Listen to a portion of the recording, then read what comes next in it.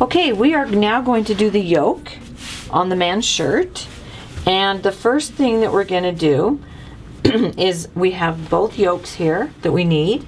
And then we have the back, and then I have my two fronts. And I got the band done and the pocket, so I'm ready to do the yoke. Okay, so the first thing is I took the pattern off the yoke, and I made sure that I had done any marking I needed to. And the thing that I marked was center back, and then there was a little notch here that I just snipped in. So again, I have center back on the neck side and the yoke side. So I have those done. And then I have the back piece, and what you want to mark on the back piece is the little pleat. So across the back it will have lines for your pleat, and if you just do little snips, then you can just fold your fabric and fold it along the one line. So you just kind of snip that, and then you bring it to the other one. Okay, and then we stitch it. Then we pin it. So I went ahead and folded the pleat in on both sides, and as you can see, I have a little box pleat here. And most men's shirts have a little pleat. If I were to turn this to the other side, I'd have two little inverted pleats.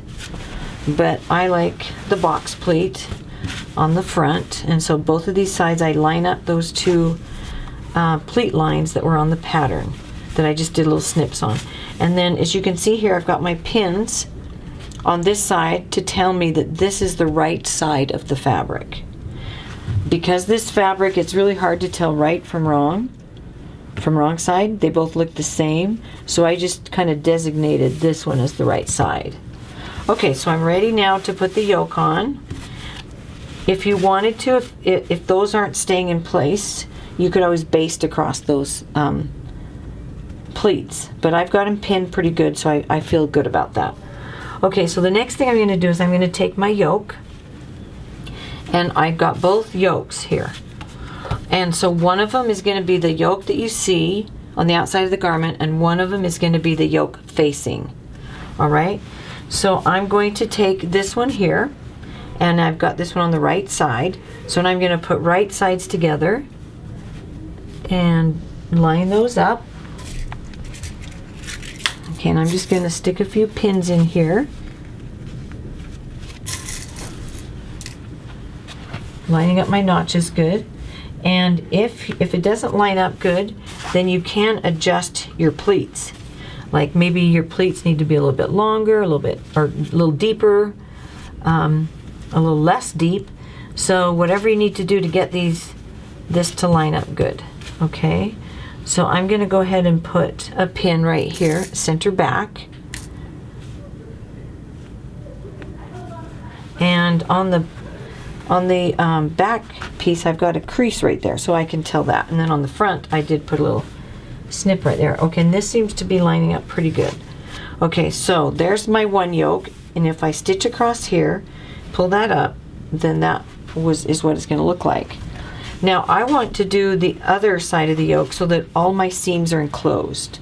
So what I do here is I go to the back of the garment, and I'm going to go ahead and put the right side of the yoke to the wrong side of the garment. So when I line it up like this, then after I stitch this seam, then when I bring this up on the inside of the shirt, see, that seam will then be covered up, it'll be enclosed, and on the inside of the shirt I've got the right side of the yoke showing because there's my pin. All right, so I'm going to pin these three seams together, and this would be called a sandwich seam because I've got the yoke, then the shirt, and the yoke. So 3 layers: bread, bologna, bread. So that's why we call that a sandwich seam. Okay, so now I'm just going to finish pinning this good. Okay, I'm going to pin this all the way across and get it nice and flat. And my notches may not line up exactly because when you're cutting out 3 pieces, you're bound to be a little bit different on each one, but you want to get your main markings together. So I've lined up the center backs for all 3 pieces, and I've got that in there. And then I want to get my raw edges together and making sure they all meet together. And whenever you do multiple layers like this, you got to just make sure everything is meeting together well. And I've left my pins in on the yoke where the pleats are so they don't move. Okay, so I've got that side. Now I'm going to line this one up good. And I'm going to start over on this side and get those 3 edges perfectly together. Then I'm going to smooth this part out and just line up those raw edges.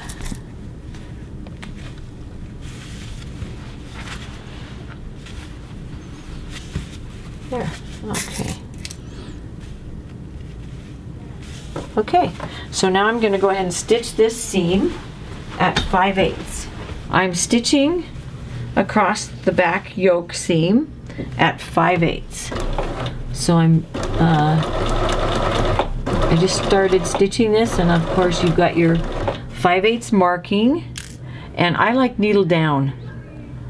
So if I push this button here, my needle will stay down.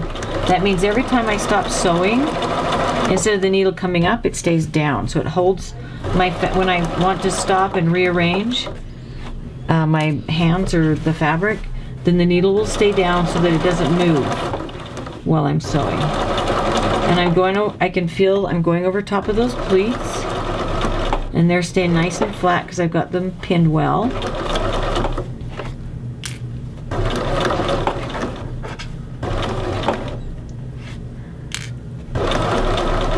We don't want to go over our pins. We don't want to sew over our pins. We stop right before we get to the pin. And you always want to try and pin your layers together where you're going to sew, because that's where you want your fabrics to hold and stay together.